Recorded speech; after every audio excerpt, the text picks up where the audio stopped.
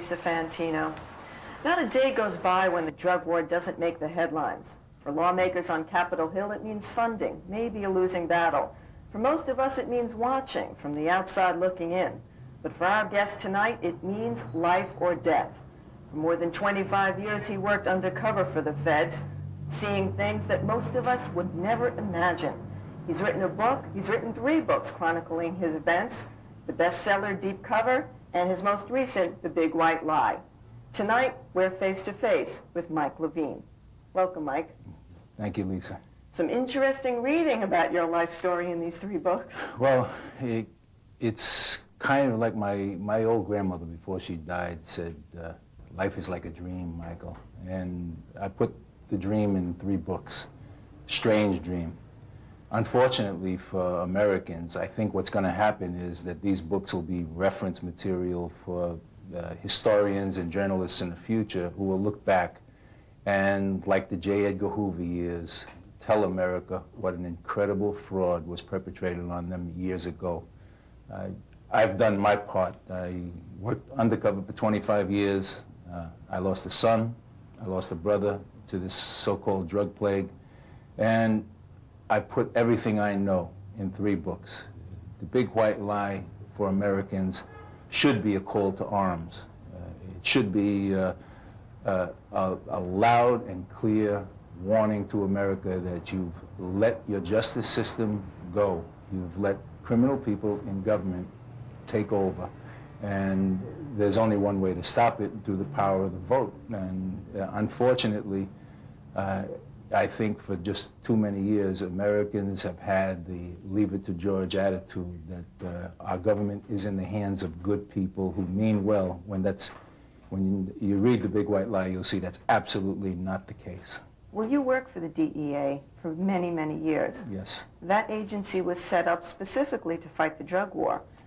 But as we see through some of your books and some of the readings, there are a lot more agencies fighting the drug war, and it seems like they all step over each other's feet. I mean, is that part of the problem? Well, that is definitely. When I started in the drug war business, because that's what it's become, in 1965, when I went to work for the government, the drug war budget was something like $10 million, and there were 2 federal agencies. When I retired, New Year's Eve, 1989, there were 53 federal and military agencies cutting up $11 billion. The key to that part of the budget pie is statistics, drug war arrests. Americans feel good when they see fatherly-looking men in suits standing in front of piles of drugs and money and guns, and they think they're getting some money for their buck. When they don't turn around and think, oh my God, you know, we've spent $110 billion in the last decade fighting drugs, yet there are still 2.7 million hardcore addicts on the street. Drugs are still easy to get, any kind of drug that you want. We've got absolutely nothing for the money. What I detail in The Big White Lie is how a government agency, Central Intelligence Agency, actually worked to support the biggest drug dealers who ever lived. It was big business. Very big business. These are politically powerful people. They were people particularly useful to Central Intelligence who happened to be drug dealers killing American children, but that never bothered them. It was similar to Manuel Noriega. Manuel Noriega, for 17 years, until he embarrassed America, was known as a drug dealer. He was in more than 40 files as a drug dealer when we invaded Panama, and 26 Americans lost their lives, and 400 to 1,000 Panamanians were killed. To arrest a man who, well, George Bush, when he was the head of Central Intelligence, used to have lunch with, and pay him $100,000 a year as a Central Intelligence asset. In the meantime, he'd been on file in DEA as a drug dealer for a decade before that. It's an incredible, incredible fraud. Well, when it comes down to it, then, it does have a lot to do with the politics of it, but does it have to do with more of protecting the politics of the U.S. governing these smaller countries than it does actually with the drug trade that's going back and forth between them and us? Well, that's what they'd like you to believe. But look, October 26th, when The Big White Lie came out, I appeared on Good Morning America. And I detailed my charges. Now, mind you, I spent my life testifying in court. I've never lost a case where I was the person in charge of presenting the evidence. The big white lie was presented like a drug case. Most of the conversations are backed up by recordings. There's nothing that anyone can refute.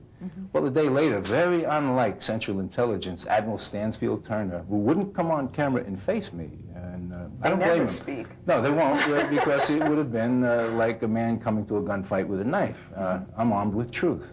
Central Intelligence historically has lied to Americans. Well, Admiral Turner faced the cameras, faced the American people, and said, first, he didn't read the book. We'll give him credit for that. Second, that Central Intelligence would never do that kind of thing, that he couldn't get them interested in working drug cases when he was the head of Central Intelligence. Well, I was the head of DEA's Argentina office at that time, the senior law enforcement officer in the Southern Cone. Had I been there in front of Admiral Turner, I would have said, of course not. They would have had to work on the people they were supporting. They would have had to literally work on themselves. Well, as if to underline what I had said, 3 weeks later, if you didn't blink and you watched 60 Minutes and saw the front page of the New York Times, Central Intelligence was caught smuggling a ton of cocaine into the U.S. You couldn't do more damage to the American people than that. And yet it disappeared from the media.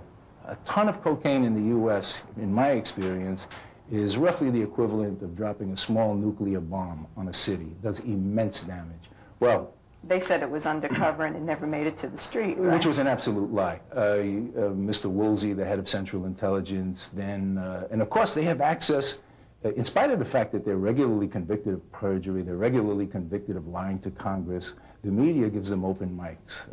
On Larry King Live, for instance, Mr. Woolsey, who was really a defense attorney for the Central Intelligence, but we call him the head of Central Intelligence, came on, he looked at the camera, he looked at the American people and said, the drugs never made it to the streets. It was an intelligence gathering operation gone awry. Well, I, who have testified, I spent my entire life testifying in court, tell you it's an absolute lie. How do I know? I checked with people who were directly involved.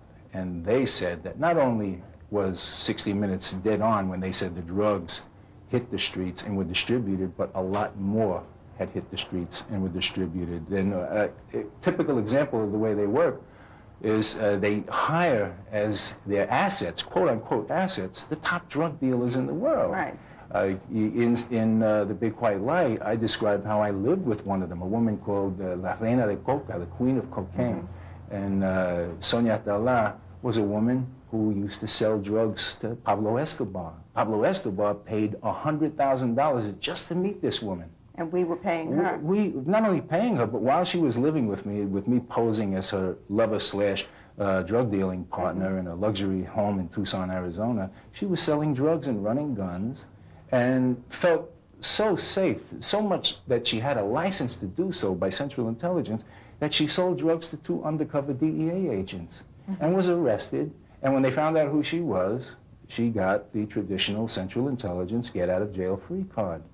See, we just... Don't go to jail, just pass. Yeah, you pass. And so I feel, again, I'm going to mention J. Edgar Hoover, because it took us 2 decades after Hoover to look back and see that 8 presidents of the United States knew that Hoover was violating our Constitution. He was violating the laws of every state. In fact, Lyndon Baines Johnson said he was running his own little Gestapo, but none of them had the courage to confront him. Why? Because that one man had successfully gathered enough blackmail material against these presidents that they were afraid to confront him. They wouldn't move without. Yeah. So much so that it took 2 decades for historians to look back and say, look what was done to us.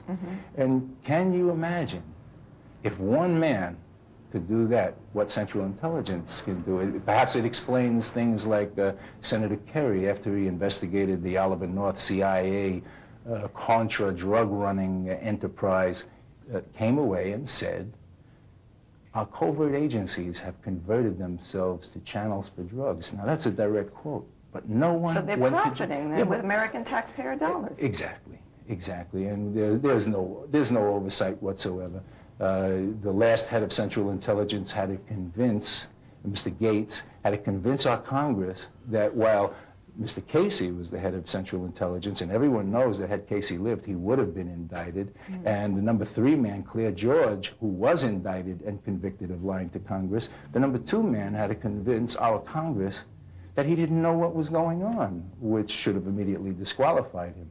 But yet, this hidden might was enough that he was named the head of Central Intelligence. The equivalent would be as if I, as a DEA officer, raided an apartment and found 3 men with a pile of drugs, and only one man convinced me that he didn't know the drugs were all around him, and I made him the head of DEA. It's absurd, and that's pretty much why, to satisfy my own conscience, I put it all in books for America, so that someday, some dedicated person, some person that really wants to put history straight, which will happen, as is happening now with J. Edgar Hoover and other catastrophes brought about by Central Intelligence and our covert agencies, someone will put history straight, and it's there. Part of the problem, I think, is the American media, and as a reporter, I can speak from, in-depth knowledge on that end. When a government agency speaks to you, we take that as a soundbite for the 6 o'clock news. Absolutely. No matter what they say, we put it on the air, and rarely, if ever, do we check on the validity of what they're telling us. Whether they're saying that they seized 3 tons of cocaine or whether it was really 20 tons, we never know. We just take for their word as gospel. And the rest of the American public gets to read about it or see it on TV. Well, a great example of that is, I'm not going to bludgeon Larry King live, but he happens to be one of the leading members of the media. And Ollie North, who's running for Senate, whom I personally examined 543 handwritten notes of his that are available in the National Security Archives. Some pages that said millions of dollars came to finance from drugs. That's in his own hand. He wrote 1,500 kilos, aircraft needed for 1,500 kilos. None of this was ever investigated. Ollie North had interest in a multi-million-dollar, and still, for all we know, Swiss bank account.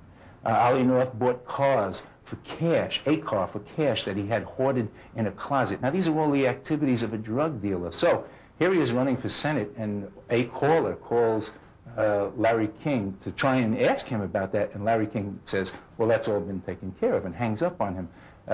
So now he's a hero. He's running for the Senate because of, Larry King is kind of typical of the general media handling of the whole issue. They now look at this drug conspiracy as akin to UFOs.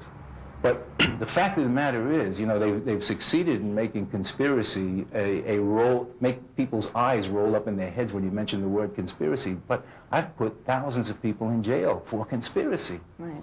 I put a fellow by the name of John Clements, 22-year-old musician, in jail for 30 years. And all he said on a tape-recorded conversation was, I can bring him.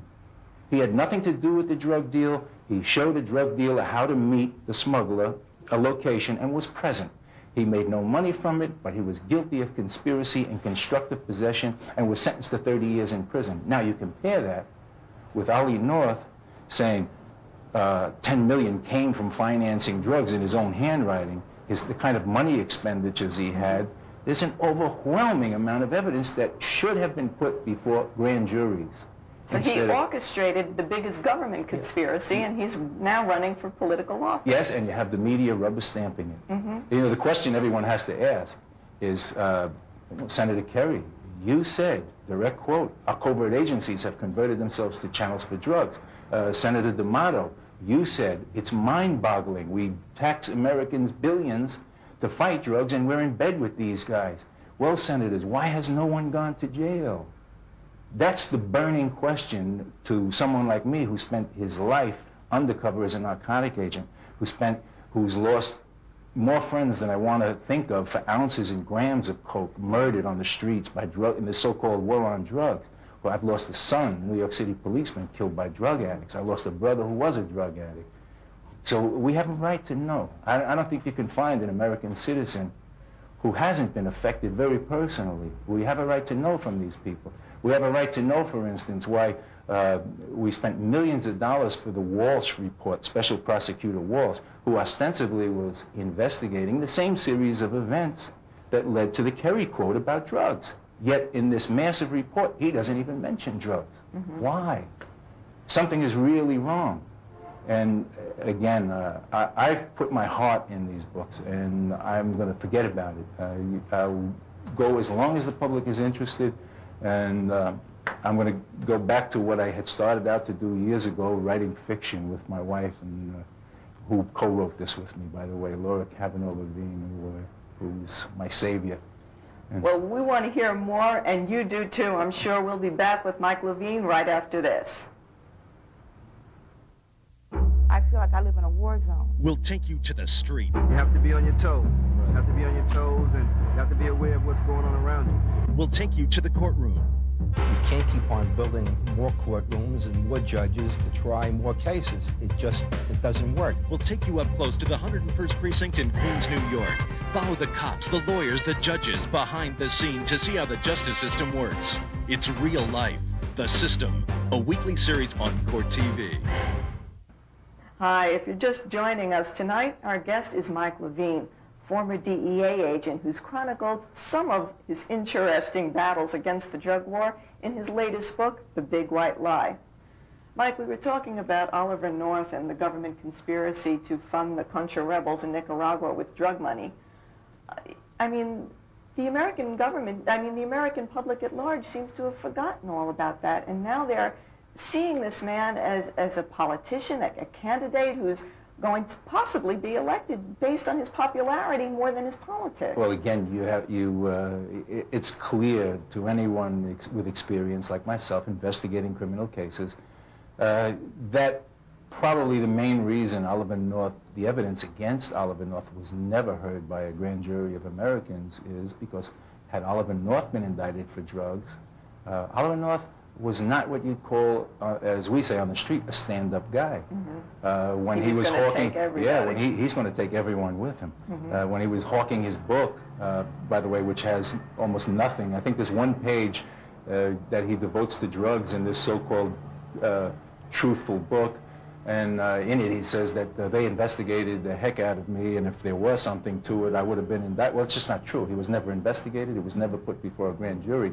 But when he was out hawking this book, he said, well, yeah, President Reagan had to know. So the message is clear. If Oliver North is indicted, I think it will lead to clear revelations that no one wants to hear. We've been convinced that it's a terrible thing to lose faith in your government, that if the revelations about our government's involvement in drug dealing, which led to the direct quotes from Senator Kerry and Alphonse D'Amato, if those revelations were made clear, that we would lose faith in our elected officials. Well, maybe we should, because you can't allow criminality in government, especially at that level, and then turn around and point fingers at local policemen, for accepting bribes. When you have a senator of the United States saying that our covert agencies have converted themselves to channels for drugs, and no one goes to jail. And yet we get major headlines when there's a New York City police scandal. It's absurd. It's absurd to people who are in the business, like myself, professionals, when we see that how power and authority and blackmail can get you get out of jail free cards, can get you awesome power. Look, Central Intelligence now is building a $380 million building complex outside of Washington that no one really knows what it is. I mean, that's not supposed to happen in America. That's the kind of power they have because their power has been unchecked. And that kind of criminality has been allowed to develop to where it is. And that's a shame. I was witness to the criminality of our government in the drug war. I wrote everything I knew. One would think that some congressional committee would want to investigate it because I was ready. A friend of mine, Celerino Castillo, who is a DEA agent, he was in charge of El Salvador during the years the Contras were running drugs up to the U.S. He wrote a book called Powder Burns. He couldn't even get it published in the U.S. He was actually told, when he tried to investigate what Oliver North was doing, he was told by a U.S. ambassador, Corps, stay out of it. It's a White House operation. What we're talking about is massive drug running. At a time we were taxing Americans billions. And we are literally reaping what we sowed. We've looked the other way. You know, George Bush said, all those who look the other way are as guilty as the drug dealers. Well, Look who said it. Yeah, exactly. I'll say this to the American public. All of us who choose to look the other way get what we deserve. Well, I mean, the arrest of Manuel Noriega when he came here, he was put into a country club prison cell, and it was all flash for the media that he was arrested and he was going to stand trial, and now he's sitting around somewhere and we haven't heard anything about him. Well, it's astounding. It doesn't, Manuel Noriega, in 1971, when I was a young customs agent in the hard narcotics smuggling unit, I was working on a case that involved Manuel Noriega. He was already listed in our files as a drug dealer. In the mid to late 70s, while George Bush was the head of the Central Intelligence Agency, he was a CIA asset. He was in many, many files as a known drug dealer, a drug facilitator. While he was known as a drug facilitator, George Bush had lunch with him, tried to lie to the press, but was caught. He was caught by his own notes. He had lunch with him at least twice. Was paying him $100,000 in U.S. taxpayer funds, when all you had to do was punch in the computer. My secretary could have punched in the computer the name Noriega Manuel and seen 40, 50 files produced indicating he's involved in drug dealing. Well, suddenly, when it becomes embarrassing to the U.S. government, when a prosecutor and an agent like myself who think this stuff is for real drag the U.S. kicking and screaming into a grand jury and indict this man because everyone is afraid to stop them, suddenly he becomes a cause celeb. During the trial, not a word comes out, not a word is allowed to come out by the judge, by the prosecutor, that would indicate his relationship with Central Intelligence. It was not germane to the trial. And we invaded Panama. 26 Americans were killed, 400 to 1,000 Panamanians, and I'm talking about little babies were killed. Stealth bombers were used. We had Green Berets and every kind of special operative unit running around Panama while he was running around in drag looking to surrender to the Pope. And it was so absurd, and he's arrested, and he's a guy that the head of Central Intelligence could have reached across the lunch table and arrested. And it's bizarre. I mean, only America would buy that.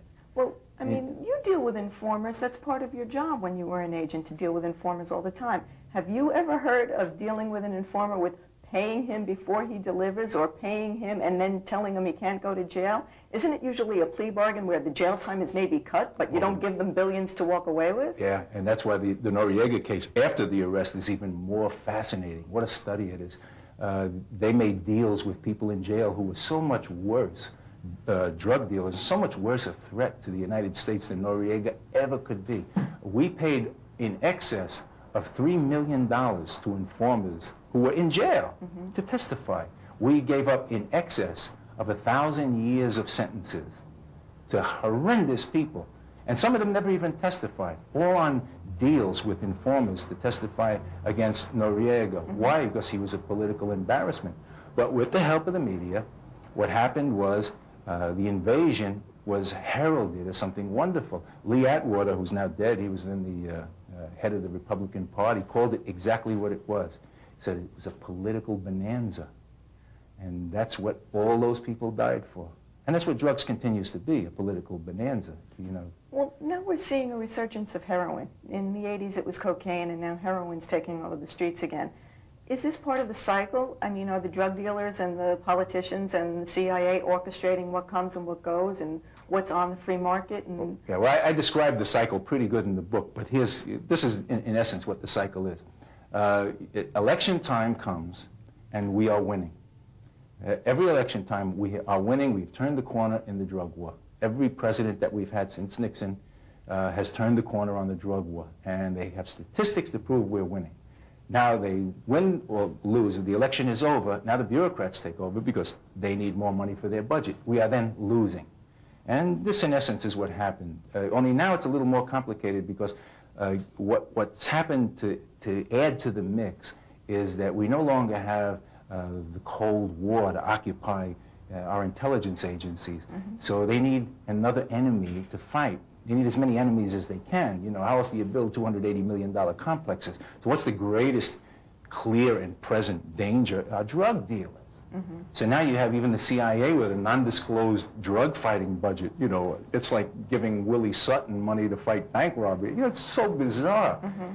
So yes, now you have this great media clamor now for more money. These very choreographed shows. I quite regrettably, when I was a DEA supervisor and mid-level manager right here in New York City, I was one of the media squads. I would go out with Dan Rather, 2020, on these raids, and what maneuvers then, I would imagine, were a lot different than they were in reality. Of course. Right, well, that's what happened in Waco, Texas. You had this collision between media and real law enforcement, and no one's ever even talked about it. The fact is that the thing was staged for media. If it was real law enforcement, they would have waited for this guy to come into town, because everyone knew he came into town too. I've run thousands of law enforcement operations, from massive down to street corner. And the thinking behind it would easily have been, let's wait for Koresh to come into town, let's arrest him, or let's take him into custody and walk him back. Then we have the leader, there'll be no trouble. But instead what happened is the media was in town weeks before. The troops were gathered in town weeks before. They were going through military exercises, gearing up for what? Well, later we learned that there were budget hearings in Congress.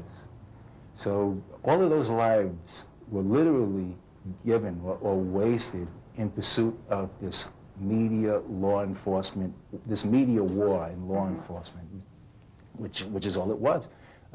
In Deep Cover, I described how in the middle of an undercover operation where myself and an undercover team are meeting with Mexican military people. We're bribing the Mexican military to land drug planes in Mexico. They're cutting down trees for us. In the midst of this, Customs gets Brian Ross of NBC to sneak into the undercover house so that Customs could get the media a leg up on DEA in the media war. You know, that's totally blowing your cover. Yeah, blowing a the whole thing is bizarre. You know, it's unfortunate that America has so few avenues to see the truth, to hear the truth. And again, that's why I wrote the book. At least for history, it's going to be there. It's available to people if you want to know the truth about your war on drugs. This year, by the way, you're paying $13.5 billion federal. New York State historically has had more than $1 billion war on drug funding. And so the people who live in New York are paying double and triple for this war on drugs. And it's an incredible fraud. But Mike, I have to ask you in wrapping up, there must be a lot of people that would like to have your hide hanging up on their living room wall. How can you walk down the street and not be scared? When I was 19, a guy stuck a gun in my stomach and pulled the trigger. It didn't go off. And my life since then has been a gift. And then another thing happens that affects you deeply. My boy, New York City policeman Keith Levine, was murdered. You lose your child. And if you have any fear of death, somehow, I guess it's a natural process. Your child is already there. So I just don't have any fear. I don't think about it. I've lived a good life. I like myself. And none of us are getting out of here alive anyway. Well, Mike Levine, thank you very much for joining us. Thanks, Lisa. The book, it's called The Big White Lie. Thank you for tuning in.